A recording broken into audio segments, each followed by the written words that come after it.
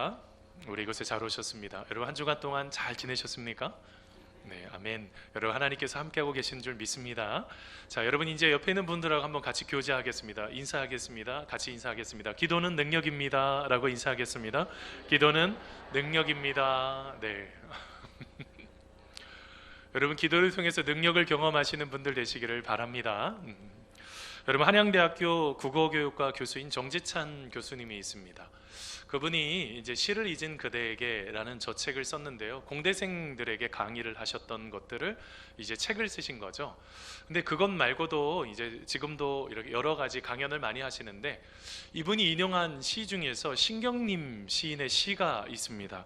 그게 가난한 사랑 노래 이웃의 한 젊은이를 위하여라는 시예요. 여러분 한번 들어보세요. 가난하다고 해서 외로움을 모르겠는가? 너와 헤어져 돌아오는 눈 쌓인 골목길에 새파랗게 달빛이 쏟아지는데 가난하다고 해서 두려움이 없겠는가? 두 점을 치는 소리, 방범대환의 호각 소리, 메밀묵 사려 소리에 눈을 뜨면 멀리 육중한 기계 굴러가는 소리. 가난하다고 해서 그리움을 버렸겠는가? 어머님 보고 싶소 수없이 뇌어보지만 집 뒤 감나무에 까치밥으로 하나 남았을 새빨간 감 바람 소리도 그려보지만 가난하다고 해서 사랑을 모르겠는가? 내 볼에 와닿았던 내 입술의 뜨거움, 사랑한다고 사랑한다고 속썩이던 내 숨결, 돌아서는 내 등 뒤에 터지던 내 울음. 가난하다고 해서 왜 모르겠는가? 가난하기 때문에 이것들을, 이 모든 것들을 버려야 한다는 것을 이라는 시입니다. 여러분 신경림 시인이요 10년 동안 절필을 했습니다. 시를 쓰지 않다가 다시 10년 후에 이제 시를 쓴 이제 시죠. 그 시가 여러분 1973년에 쓰여진 시인데요. 이게 중학교 2학년 교과서에도 여러분 실렸다고 합니다. 여러분 이 시의 전체적인 맥락이 어떤 이야기인지 아십니까? 가난해, 너무너무 가난해요. 근데 여러분 사랑하는 겁니다. 근데 여러분 그 가난한 그 한 이웃집에 한 사람이 그 사랑을 이루지 못하는 바로 그 슬픔, 그것을 가지고 참으로 애처로움과 안타까움이 묻어져 있는 시죠. 근데 이것을 가지고 정재찬 교수가 이렇게 좀 해석을 했습니다. 좀 자조적인 분노까지 좀 느껴지는데요. 여러분 그게 여러분 혹시 10월에라는 영화 혹시 아십니까? 은주라는 아이가, 은주라는 주인공이죠. 저 주인공이 전지현 씨인데요. 그때 이런 말을 합니다. 사람에겐 숨길 수 없는 것이 세 가지가 있어. 그 세 가지가 뭘까요? 기침과 가난과 사랑이야 라고 말합니다. 기침을요 아무리 참으려도 참을 수가 없어요. 에치 하고 기침을 하죠. 근데 여러분 이 가난도요 이게 숨겨지지가 않더라는 거예요. 아무리 좋은 옷을 막 사 입어도 그게 이제 그렇게 표시가 잘 나지 않는다는 거죠. 여러분 또 사랑도요 숨길 수가 없어요. 여러분 사랑하는 사람들은 얼굴이 여러분 숨길 수 없는 건 알고 있습니까? 옆에 있는 분들 한번 얼굴 좀 보세요. 사랑 안 하면 별거 이렇게 웃고 있지도 않을 걸지도 모르겠어요. 여러분 이것은 참 숨길 수도 없는데 이 정재찬이라는 교수는 그걸 그렇게 본 거예요. 여러분 가난한 사랑이요 이 두 가지가 또 이게 합쳐져 버렸습니다. 가난한 것도 어려운 건데 이 사랑하면은 어떻게 되느냐라는 거예요. 근데 아까 그 말했던 그 신경림 시인이 썼던 그 시요 도시 노동자의, 도시 근로자의 그 아픔을 대변한 시입니다. 그 시를 보면 어떤 마음이 들어요? 여러분 우리가요 사랑을 못 숨기기 때문에 가난 따위와는 조금 참고 견딜 수 있을 것 같은데 여러분 이 가난을 참지를 못하는 거예요. 끝내는 어떻게 되는 것입니까? 사랑마저도 버리게 되는 그 아픔. 그래서 교수님이 그렇게 말해요. 아무래도 이건 너무 분하고 슬프다라고 글에 그렇게 내용을 해석하고 있습니다. 여러분 인생을 살아가는 게 어떨 때는요 우리의 삶 속에 참 분하고 슬플 때가 있어요. 어떨 때는 여러분 가난 때문에, 어떨 때는 우리가 진짜로 그 사랑을 이루지 못한다고 한다면 여러분 이것만큼 슬픈 게 어디 있겠어요? 근데 여러분 오늘 말씀에 더 슬픈 이야기가 나옵니다. 여러분 예수님은 하나님이 우리를 너무너무 사랑하시기로 작정하셔서 예수님을 죽이시기로 작정하셨습니다. 이제 그것을 뜻을 구하는 마지막 아주 간절한 기도를 앞두고 있는 장소가 바로 이 겟세마네 동산에서 바로 이루어졌던 그 기도입니다. 여러분 겟세마네라는 뜻은요 바로 기름을 짜는 틀이에요. 올리브 잎을 넣어가지고요 그것을 기름으로 꽉 눌러서 기름을 짜내는 거죠. 여러분, 그렇게 기름을 짜내듯이 아주 고통스러운 기도를 했던 것이 바로 여러분 저 겟세마네였습니다. 여러분, 그것에 예수님은요 아주 탁월한 제자 3명을, 베드로와 야고보와 요한, 이 3명의 제자들을 데리고 겟세마네 동산에 갔습니다. 나머지 제자들은 조금 멀찍이 두고요. 그러면서 예수님께서 이 3명의 제자에게 부탁을 했습니다. 함께 깨어서 기도해달라. 내가 너무너무 힘드니 나를 위해서 기도해달라. 근데 여러분, 예수님은 이제 그것을 가지고 하나님 앞에 이제 기도의 자리로 나아갑니다. 주님, 저의 고통의 잔을 좀 지나가게 하시면 안 되겠습니까? 예수님께서 뭐라고 말씀하시는 거예요? 예수님, 저 살고 싶어요. 예수님, 저 살고 싶어요.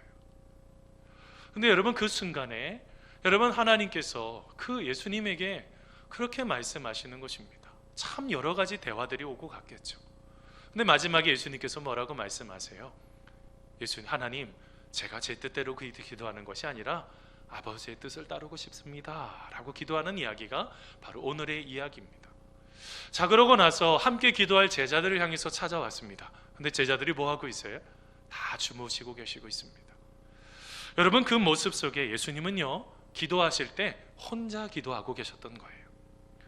여러분, 노울레스라는 분이 지은 시 중에 슬픔과 기쁨이라는 아주 짧은 시가 있습니다. 기쁨은 함께 누리지만 슬픔은 홀로 흐느낍니다. 가나에는 많은 손님이 있었지만 겟세마네는 한 분뿐이었습니다 라는 시가 있어요.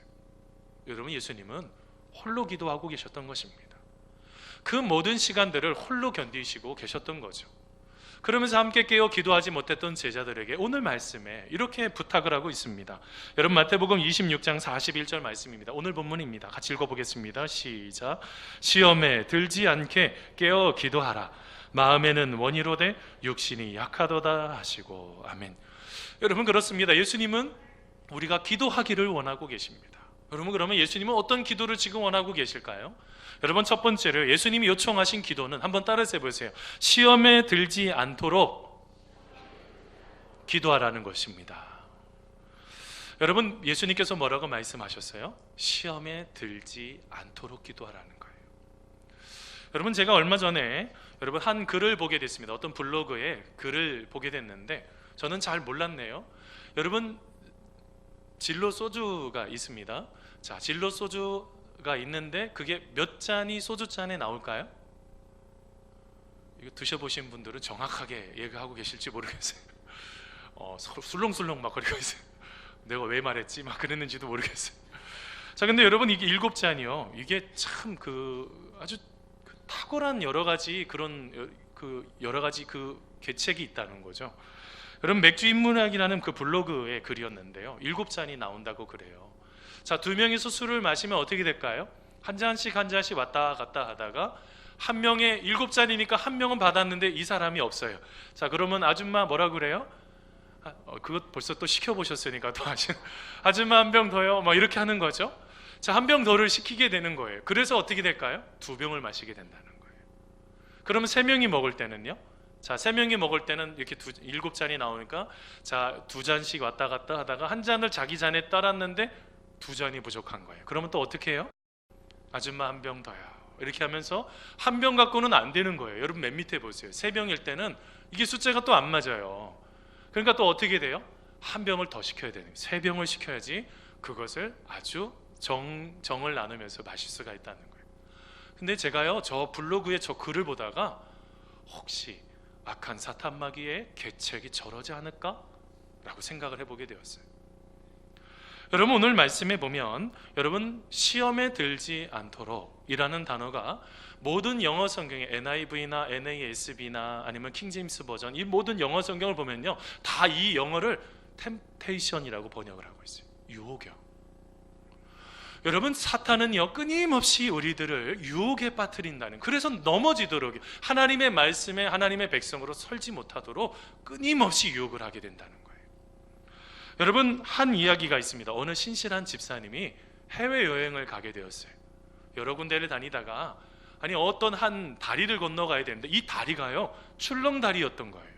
근데 이 다리가 걸어가다가 보니까 이게 아주 낡고 녹이 슬고 삐그덕 삐그덕 소리가 막 나니까 마음이 너무너무 두려웠습니다. 그래서 하나님 앞에 기도했습니다. 하나님, 이 다리만 무사히 건너가기만 하신다면 제가 100만 원을 헌금하겠습니다. 자, 그런데 조심조심 한 절반쯤 오니까 후회가 되는 거예요.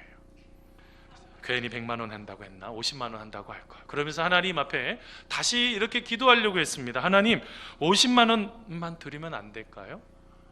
그랬더니 갑자기 바람이 휙 불면서 그 다리가 쭉 왔다 했다는 거예요. 그래서 그 집사님이 이렇게 기도했다는 겁니다. 아이고, 하나님 농담이에요. 100만 원 놔드릴게요. 이렇게 했다는 거예요. 여러분, 우리가 삶을 살다 보면 이렇게 바람이, 전혀 예측할 수 없는 바람이 확 불 때가 있습니다. 그럼 넘어지게 되죠. 여러분, 요즘처럼 여러분 찬바람이 불면 어떤 건강한 사람은 이렇게 말할 것입니다. 아우, 시원해졌네 라고 말하지만, 몸이 약한 사람은 어떻게 될까요? 갑자기 그 찬바람 때문에 콜록콜록하기 시작하더니 어떻게 된 겁니까? 감기에 걸리게 될 때. 여러분, 너무 많이 있는 것 아니겠어요? 뭘 말하고 있는 것입니까? 우리가 여러분 영적인 감기에도 들을 때가 있대요. 이 사탄의 유혹에 넘어져서, 시험에 넘어져서 여러분 영적인 침체를 경험하게 될 때가 너무 많이 있다는 것입니다.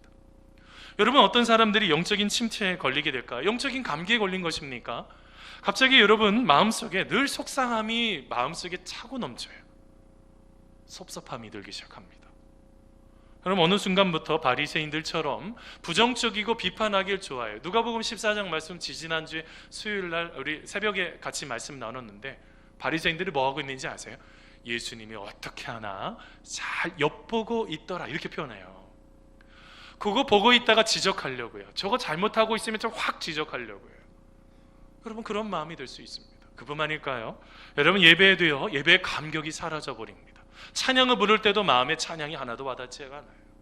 남들은 그 찬양 하나 가슴으로 새기면서 부르는데 그 찬양이 와닿지 않습니다. 말씀의 은혜도 받지 못하고요, 이렇게 말할 수 있는 분도 계실지 모르겠습니다. 기도하면 응답이 되나?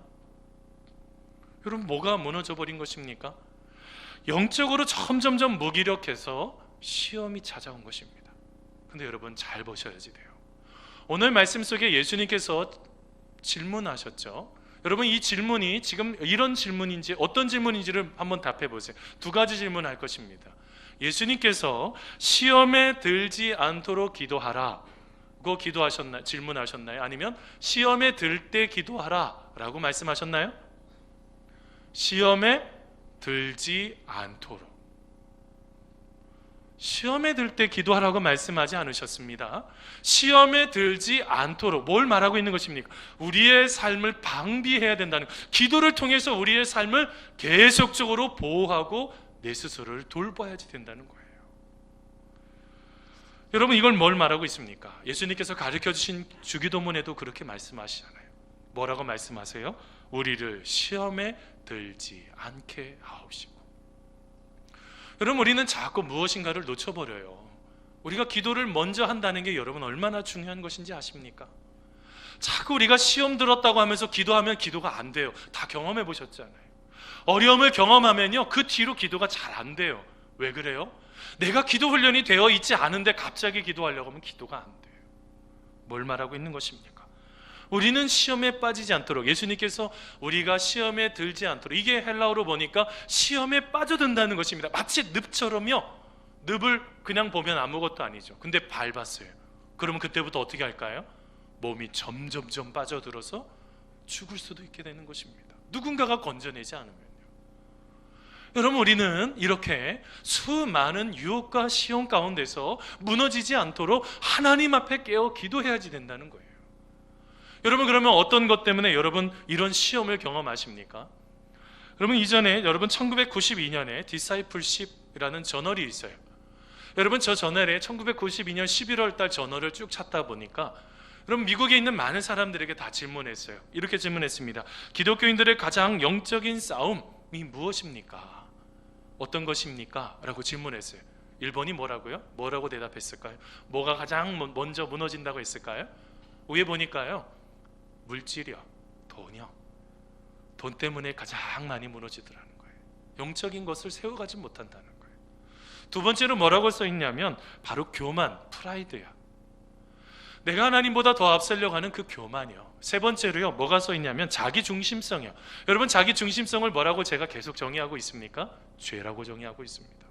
하나님과 상관없이 살아가는 자기중심성이요. 네 번째로 보니까요, 게으름. 그 다음에 다섯 번째로 뭐가 있는가 봤더니 분노와 쓴뿌리. 그리고 더 나아가서 또 하나, 또 동일한 답이 나왔는데 부적절한 성적인 요구, 이런 것 때문에 넘어지더라는 거예요. 근데 여러분, 그 옆에 질문을 하게 됐습니다. 아니, 그러면 언제 그러한 유혹에 넘어지게 됐었냐라고 질문을 한 것입니다. 오른쪽에 질문을 했더니 여러분, 한결같이 대답한 게 있어요. 약 81%의 사람들이 대답한 거 있습니다. 내가 왜 넘어졌냐면 하면서 체크한 게 뭐였을까? 한번 따라서 해보세요. 하나님과의 관계가 멀어졌을 때, 거기에 81%의 사람들이 체크를 했다는 거예요. 그 다음에 두 번째로 나온 게 육체적으로 힘이 들어서, 그게 한 57% 나왔습니다. 뭘 말하고 있습니까? 여러분, 하나님과의 관계가 멀어지면 우리는 모든 시험에 다 무너지게 되어 있다는 거예요. 그래서 여러분, 이 시험을 그럼 시험을 내가 깨달았으니까 이 시험을 넘어서야 되는 건 아니겠어요? 그러면 어떻게 하면 이 시험을 넘어설 수 있을까요? 라고 쭉 질문했습니다. 자, 그렇게 질문했더니 84%의 사람들이 뭐라고 대답했을까요? 여러분, 무엇을 하면 시험을 넘어갈 수 있을까요? 여러분, 지금 계속 뭐에 대해서 말씀하고 있어요? 기도요. 기도했더니 그 시험을 넘어설 수가 있더라는 거예요. 그 뒤로요, 더럽히는 상황을 피하는 것 76%, 그 다음에 성경을 읽는 것 66%, 이렇게 답이 되고 있어요. 여러분, 이건 뭘 말하고 있는 것입니까? 우리는, 여러분, 먼저 만일 우리가 하나님 앞에 기도하고 있었으면 이런 시험으로 인해서 무너지지 않은 인생이 될 수 있었다는 거예요. 가정이 깨어지고 우리의 직장 속에서 어려움을 경험하고 내가 삶을 살아가면서 관계가 깨어져서 그 어려움 속에 우리가 빠지지 않을 수가 있었던 거죠. 여러분, 이 기도라는 게 여러분 얼마나 소중한지 몰라요. 여러분 아세요? 우리가 영적으로 살아있으면요, 악한 사탄 마귀는 우리를 끊임없이 시험한다고요. 여러분, 그것을 다루고 있는 게 여러분 괴테라는 여러분 시인 아시죠? 독일에. 그가 지은 파우스트가 있습니다. 여러분, 저 파우스트에 보면은요, 여러분 천상의 서곡에 보면 하늘에 계신 아버지하고 악마인 메피스토펠리스가 대화하는 이야기가 나옵니다. 악마가 그렇게 질문합니다. 하나님 앞에, 하나님, 허락만 해주신다면 녀석을 슬쩍 저의 길로 끌고 가겠습니다. 그때 하나님께서 그렇게 말씀하세요. 그가 지상에 살고 있는 동안에는 내가 무슨 시험을 주어도 내가 결코 말리지 않겠다. 그랬을 때 여러분, 악마가 이렇게 말합니다. 고맙습니다. 사실 전 죽은 놈들과 상대하는 걸 좋아하지 않습니다. 통통하고 싱싱한 뺨을 가진 놈을 가장 좋아하지요. 송장이 찾아 올라치면 전 대문을 걸어버립니다. 라고 답을 합니다. 영적으로 죽어있는 것에 대해서 악한 사탄 마귀는 관심이 없다는 거예요. 그럼 이게 뭘 말하고 있습니까? 영적인 싸움이 있으면요, 아주 힘이 들었을 거예요. 한 주간의 삶을 살아가는 것들이 너무너무 고통스러울 거예요. 목사님, 내가 너무너무 힘이 들었어요. 내가 말씀대로 살려고 하니까 이거 너무너무 힘이 드네요. 목사님, 저를 위해서 기도해 주세요. 영적으로 깨어있는 사람들은 그렇게 말해요. 그런데 영적으로 죽어있는 사람들은 죽어있으니까 악한 사탄 마귀도 건들지 않으니 어떻게 될까요? 그냥 두는 거예요. 아무 일도 없습니다. 어떤 일도 없습니다. 여러분, 하나님의 은혜 가운데로 평화 속에서 살아가는 것도 있지만 여러분, 우리가 놓쳐서는 안 되는 것이 바로 그것이라는 거죠. 여러분, 이것에 대해서 오늘 말씀의 이 겟세마네 기도가 바로 있기 직전에 여러분, 베드로에게 그리고 제자들에게 이렇게 말씀하셨습니다. 오늘 밤에 너희가 다 나를 버리리라. 그리고 오늘 밤 다 굴기 전에 베드로에게 네가 나를 3번 부인할 거야 라고 말했습니다. 그때 베드로가 뭘 했는지 아세요? 예수님, 모두 주를 버릴지라도 나는 결코 버리지 않겠습니다.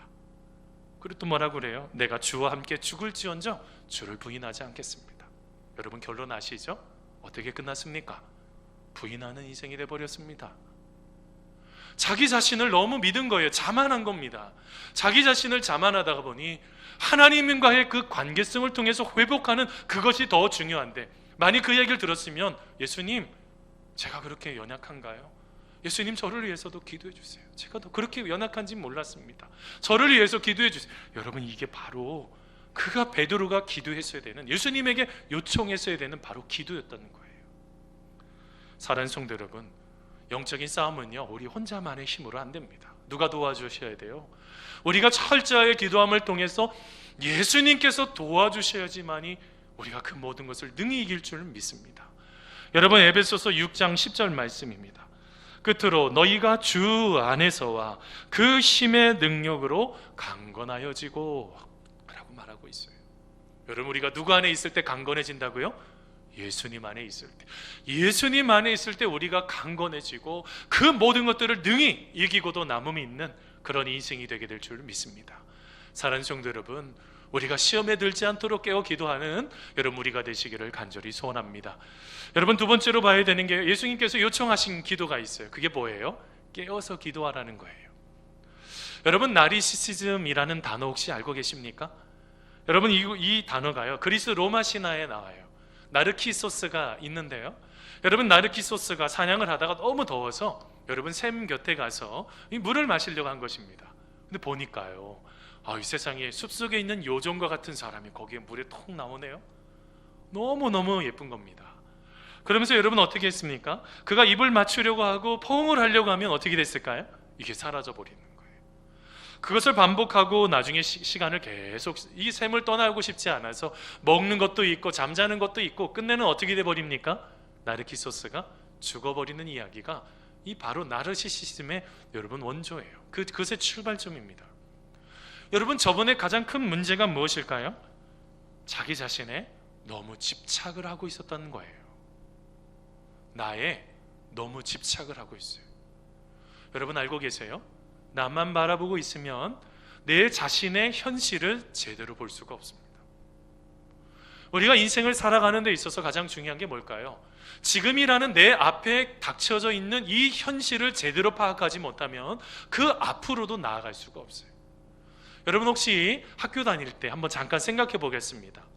여러분, 학교 다닐 때 시험 공부를 이제 기말고사를 앞두고 있습니다. 자, 그런데 공부를 많이 못했어요. 친구들하고 산으로 들러 열심히 놀아다니냐고. 자, 그러다가 이제 시험을 막 봐야 됩니다. 자, 그러면 엄마가 아침에 깨웠습니다. 얘야, 일어나서 학교 가야지 라고 깨웠어요. 자, 그러면 여러분의 마음속에 어떤 마음이 듭니까? 야, 내가 빨리 가서 공부도 공부 안 하고 봐도 뭐 나는 100점이지, 이렇게 사는 생각하신 분들이 계세요? 제가 보기에는 여기 아무도 없을 거라고요. 누가 그렇게 생각을 하겠어요? 근데 여러분 마음속에 어떤 마음이 들어요? 시험 공부 제대로 못했는데 갑자기 시험을 봐야 되니까 마음속에 속으로 그런 생각을 하고 있었을지 몰라요. 혹시 학교에 불 나지 않았나? 어떨 때는 여러분 비가 막 이제 조금씩 내리기 시작해요. 그래서 비가 폭우가 와가지고 어깨까지 와가지고 학교까지 안 갔으면 좋겠다. 저는 예전에요, 눈이 조금 많이 내려가지고 학교에 좀 안 갔으면 좋겠다는 생각을 한번 해본 적이 있어요. 이게 다 어떤 생각이에요? 이게 다 나르시시즘이라고요. 자기 자신만 생각하는 거예요. 그러면 어떤 문제가 생길까요? 여러분, 어떤 문제가 생길까요? 제대로 보지를 못하는 거예요. 제대로 보지 못하니 여러분 어떻게 된 것입니까? 헛된 망상에 사로잡혀서 더 중요한 것들을 바라보지 못하게 되는 거예요. 여러분, 오늘 말씀 보세요. 예수님께서 뭐라고 말씀하셨습니까? 깨어라고 말씀하셨어요. 깨어나라 라고 말씀하시는 거예요. 여러분, 근데 이 깨어라는 단어가 헬라어로 보니까 깨어있다, 지켜보다, 주시하다 이런 뜻도 있지만 이런 뜻이 있어요. 한번 따라서 해보세요. 방심하지 않는다. 여러분, 그렇다는 거예요. 여러분, 지금 제자들이요, 단순하게 몸이 피곤해서 육체적으로 잠만 자는 것만 말하는 것이 아닙니다. 그거를 넘어서서 어떤 거예요? 영적인 잠이 깨어나기를 원하고 있었던 거예요.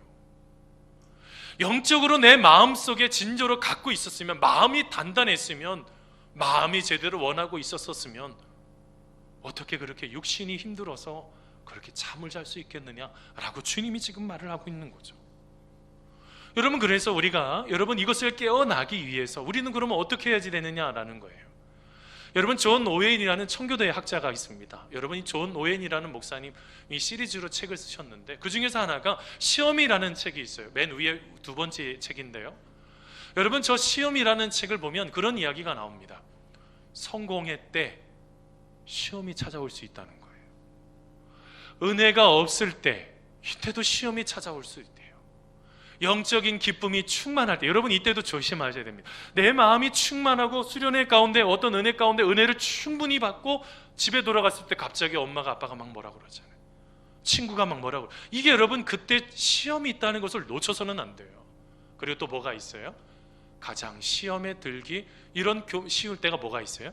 교만한 마음이 있을 때. 여러분 그때 어떻게 해야 하라고 그래요? 존 오웬이 자기 자신을 점검해야 된다는 거예요. 내가 지금 왜 이러지? 내가 왜 이런 어려움을 지금 경험하고 있지? 나는 하나님 앞에 더 기도하고 싶고 내가 하나님을 더욱더 찬양하고 하나님만 지금 믿고 살아가고 있는데 그러고 싶은데 내가 왜 이러고 있지? 라고 자기 자신을 되돌아보고 맨 밑에 보면 그런 빌미를 제공하지 않는 거죠. 그러면서 맨 밑에 두 번째 줄, 하나님의 말씀으로 마음을 끊임없이 충만히 채워야 합니다 라고 말하고 있어요. 뭘 말하고 있어요? 말씀을 붙잡고 기도의 자리로 나아가라는 겁니다. 여러분 말씀을 자꾸 놓쳐버리면 우리가 우리의 마음속에 열심히 내가 무엇인가를 기도할 수 있어요. 그런데 여러분 제일 중요한 기도는 말씀을 꼭 붙잡고 기도하셔야지 된다는 거예요. 여러분 이게 얼마나 중요한지 아십니까? 여러분 오늘 말씀에 여러분 계속적으로 나타나는 사도 베드로요. 여러분 베드로요 그 이전에 예수님께서 이런 시험을 경험할 줄 알고 있었어요. 그래서 예수님께서 이전에 이렇게 말씀하셨습니다. 누가복음 22장 여러분 31절에서 32절 말씀인데 그 이전에 시몬 베드로에게 그렇게 말씀하셨던 거예요. 시몬이 이제 베드로죠. 같이 한번 읽어보겠습니다. 시작. 시몬아 시몬아 보라 사탄이 너희를 밀가부르듯 하려고 요구하였으나 그러나 내가 너를 위하여 내 믿음이 떨어지지 않기를 기도하였노니 너는 돌이킨 후에 내 형제를 굳게 하라. 아멘. 여러분 오늘 말씀에 보니까 사탄이 뭐 하겠대요? 밀가부르듯이. 이게 뭐냐면 채가 있어요. 이 채를 가지고 흔들어 버리는 거예요. 그럼 뭐가 떨어져요? 여러분 채를 가지고 자꾸 흔들면 어떻게 되는 것입니까? 인생이 흔들려 버리게 되는 거죠. 여러분 그런데 이게 원어적인 의미가요 사탄이 청구하여 너를 얻었다는 거예요. 사탄이 벌써 하나님 앞에 그것을 청구해서 얻어버린 거예요. 그러면 어떻게 돼요? 여러분의 인생이 지금 끊임없이 시험을 경험하게 될 수밖에 없는 거예요. 자, 그래서 예수님께서 뭐라고 말씀하셨어요? 오늘 말씀에 시몬도요 원래 베드로야 베드로야 이렇게 말해야 되는데 시몬이 무슨 뜻이에요? 갈대야 갈대야, 흔들리는 갈대야. 벌써 다 알고 계셨어요. 흔들리는 갈대야, 시몬아 베드로야, 너의 인생 가운데 사탄이 너를 계속 흔들 건데 내 믿음이 떨어지지 않기를 어떻게 했대요? 예수님이요? 기도하셨다는 거예요. 시험 가운데 마음이 무너지지 않도록, 시험 가운데 그것 때문에 쓰러지지 않도록 예수님께서 기도하셨다는 것입니다. 그러면서 뭐라고 말씀하셨습니까? 너를 돌이킨 후에 내 형제를 굳게 하라 라고 말씀하셨어요. 자기 자신이 다시 하나님 품으로 나아가 하나님의 뜻을 꼭 붙잡은 후에 어떻게 하라고요? 내 형제를 굳게 하라, 든든하게 세워가라 라고 말씀하고 있는 거예요. 여러분 실제로 사도 베드로가 예수님 3번 부인했잖아요. 그걸로 끝나버렸나요? 이제 예수님 그거 보고 얼마나 슬펐을까요? 말씀 보면 예수님과 눈과 눈도 마주셨다는 이야기도 나옵니다. 얼마나 슬펐을까요? 근데 나중에 예수님께서 어떻게 하세요? 여러분 베드로를요 3번에 걸쳐서 네가 나를 사랑하느냐 라고 질문하시면서 다시 회복시켜 주시는 은혜가 있는 거예요. 사랑하는 성도 여러분, 우리는 넘어질 수도 있습니다. 우리는 자꾸 실패할 수도 있습니다. 어떨 때는 기도 못할 수도 있어요. 그런데 여러분 우리의 마음속에 여러분 그 하나님의 사랑이 우리 가운데 있다고 한다면 기도는 특권이 되는 거예요. 내가 하나님 아버지 앞으로 나아갈 수 있는 특권이 되는 것이고 내가 하나님이 기뻐하시는 그 은혜들을 마음껏 누릴 수 있는 그런 특권이 되는 것입니다. 그거를 깨달았던 사도 베드로가요 베드로전서 4장 7절에 이렇게 말씀했습니다. 만물의 마지막이 가까이 왔으니 그러므로 너희는 정신을 차리고 근신하여 기도하라 라고 말하는 거예요. 자기 자신도 넘어져 본 거죠. 근데 어떻게 됐어요? 지금은 더 기도할 때다. 우리가 지금 시간이 많고 적음을 떠나서 우리가 하나님 앞에 기도해야 될 때다. 사랑하는 성도 여러분, 우리가 진심으로 하나님 앞에 영적으로 깨어 기도하는 여러분 우리가 되기를 간절히 소원합니다. 여러분 어떤 목사님이요 그런 글을 썼더라고요. 새벽 기도하는 남자와 결혼해야 하는 이유. 제가 그거 보고 나서 한참 웃었어요. 여러분 새벽 기도하는 할 수 있는 남자는요 자기를 통제할 수 있는 사람이기 때문에 그분하고 결혼해야 된다는 거예요. 그렇다고 갑자기 지금 남편 막 깨워가지고 새벽 예배 가라고 하면서 자기는 안 나오면서 그렇게 하시지 마시고, 여러분 이게 지금 같이 나와서 예배해야 돼요. 새벽 예배해야 되는데, 여러분 새벽에 자기 자신을 나올 수 있다는 거는 그 전날 어떻게 한 거예요? 시간을 잘 통제할 줄 아는 사람이 새벽 예배를 나올 수 있어요. 그냥 막 12시, 1시까지 막 있는 사람은 새벽 예배 나오기 쉽지 않습니다. 그 다음에 일들이 생각나니까. 시간을 잘 통제할 줄 아는 이런 멋진 남자인데, 이런 사람들은 결혼할 필요가 있다는 거예요. 혹시 안 되면 자녀들에도 이런 사위들을 얻을 수 있도록 기도하시기를 바랍니다. 그 다음에 두 번째, 새벽 기도의 남자는 무엇을 먼저 해야 되는지 아는 남자래요. 세 번째 또 뭐라고 그래요? 새벽 기도하는 남자는 사랑이 무엇인지를 아는 남자이기 때문에 결혼할 필요가 있다는 거예요. 하나님을 진심으로 사랑하는 사람인데 아내를 그렇게 진심으로 사랑하지 않겠느냐는 거예요. 여러분 네 번째는 또 뭐도 있어요? 새벽 기도하는 남자는 분명 말꾼이 아니래요. 말꾼은요, 말만 하고 아무것도 안 하잖아요. 만약 여러분의 남편이 말만 하고 아무것도 안 하면 어떤 마음이 들겠어요? 우리 모든 남편은 다 성실하신 분들이셔서 그런 거 잘 모르시죠? 여러분 말만 하면 어떤 마음이 드세요? 짜증나잖아요. 이거 어떻게 내가 말에 속아가지고 내가 결혼해가지고 후회되잖아요. 여러분 뭐 이런 것 말고도 참 많죠. 여러분 여기에서 뭐 8가지 다 나누지 못하지만 뭘 말하고 있습니까? 제가 적어보면서 그런 생각했어요. 기도는요, 깨어있는 사람이 하는 거예요. 영적으로 깨어있는 사람이 기도합니다. 영적으로 죽어있으면 기도조차도 못합니다. 여러분 뭘 말하고 있습니까? 우리가 우리의 삶을 살아가는 데 있어서 가장 중요한 게 뭐냐면, 영적으로 깨어있기를 진정으로 사모하면서 기도할 때 하나님께서는 그 시간이 너무너무 소중하고 귀한 시간이 되는 거예요. 여러분 아시죠? 새벽에 너희를 도우리라고 말씀하셨어요. 시편 말씀이에요. 여러분 한 사람들 새벽에 하나님께서 만나주시는 그 은혜가 있는 거예요. 여러분 너는 내게 부르짖으라고 말씀하셨잖아요. 왜 그래요? 우리의 마음속에 하나님께서 응답하시고 싶은 거예요. 그렇다고 한다면 사랑하는 성도 여러분, 다시 영적으로 깨어나야 될 줄 믿습니다. 우리가 기도할 때 우리 하나님께서 우리의 삶을 이끌어 주시고 놀라운 축복으로 우리의 삶을 하나씩 채워주시는 그런 놀라운 은혜도 우리가 경험하게 될 줄 믿습니다. 여러분 말씀을 맺으면서요, 여러분 25년 동안 인도에서 선교사로 사역하셨던 웨슬리 듀엘의 이야기를 말씀을 통해서 여러분 말씀을 마치려고 합니다. 여러분 이 선교사님이 책을 썼어요. 기도로 세계를 움직이라 라는 저 책인데요, 여러분 이런 이야기를 했습니다. 단 1분의 기도 시간이라도 무시하지 말라. 1분에는 무려 60초가 들어있다. 우리가 그 시간을 잡으면 그것을 사용할 수 있다. 그것을 낭비하거나 오용하지 말라. 우리가 기도하면 아무리 짧은 1분이라 하더라도 그것은 영원한 가치가 있는 것이다 라고 말했어요. 여러분 알고 계세요? 기도할 때 가장 가치 있는 일을 하시는 것입니다. 인생에 가장 의미 있는 일이 어떤 것이냐라고 말할 때 기도하는 것이 인생의 가장 의미 있는 일인 것입니다. 여러분 알고 계십니까? 시험은 기도로 이기는 것입니다. 우리가 시험이 들지 않도록도 기도해야 되겠지만 시험에 들었다고 한다면 우리는 또한 기도해야 됩니다. 사랑하는 성도 여러분, 우리의 인생 가운데 기도로 우리의 인생의 승부를 보는 믿음의 귀한 성도들 되시기를 간절히 축원합니다.